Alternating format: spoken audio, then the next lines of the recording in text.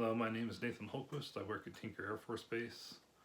I'm a logistics management specialist, which is a fancy title for being a program manager for the Propulsion Material Exchange Program. Most of my experience through my 6 years as an enlisted and as a civilian has been air power. Very little to do with joint operations or national security. About the little joint operations I had as an enlisted was working for the Joint Military Complex, which is basically a way to get the Army and the Air Force to TDYs and deployments. And then now I work a little bit with the Navy for the program that I'm working on now, but we don't have a lot of collaboration. It's just a contract through the General Electric contract that I have. So I'll go into the key takeaways I have from the class. One of the things that I enjoyed and most fresh in my mind was the joint operations and learning more about the roles and responsibilities of the different services in the AOR. One of the articles that kind of made me think a little bit more into this was the Sustaining the New Norm of Jointness by Casey Cunningham, Patrick Donahue, Mike Jernigan, and Michael Riggins.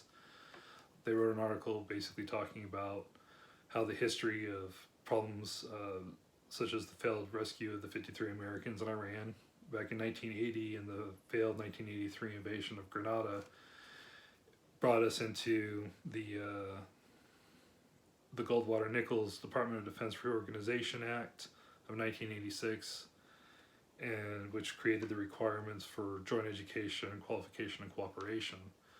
But even after all that was said and done, how there's still issues today where the missions in the past there's been problems where there hasn't been the collaboration that has been asked to basically go forward, and what they're doing in the future, trying to get professional military education to get more involvement between services and break the cycle of service only education. So learning more of that, it kind of helped me realize what's going on and how joint operations equals into it, because all my career has just been Air Force. So learning about other things and ways that they're trying to fix this, I believe is gives me some more knowledge. So which also brings me to the critical issues I feel that are going forward. Two of the critical issues I chose was air power and national security. Air power, I read an article by Timothy R. Heath. He said how China's new Russia's air defense system could change Asia. And basically the article talks about how they've installed the S-400 surface-to-air missiles to protect their country. And looking at some of the capabilities that this type of missile system can do, it basically makes a lot of our air power that we have today obsolete. And something that's done or made so cheaply can take out something that we have that's very expensive, and how much money we actually put into these systems or to keep them going, from the age of the equipment to even some of the new stuff now. It seems like it can be made obsolete. So this can also affect our national security. So national security was another critical issue that I chose.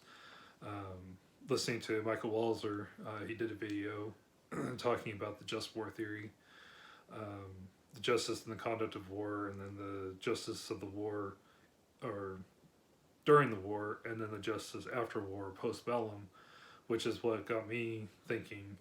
I remember watching a movie back when it came out, Charlie Wilson's War, when we helped Afghanistan help to defeat the Russian forces there. But we didn't really have an end game in place. Once the threat was done, we basically left the country to do their own thing. And then fast forward now, where we're still in conflicts in Afghanistan, Iraq, where we've said that we've won the war, we've won the conflict, but we're still engaging and still having issues, and feeling that not doing something or doing too much can affect how these places can affect us in the future and going forward to where we might have another 9/11 or something like that. So I think that's some of the critical issues that I feel that it's going to be faced going forward. Um,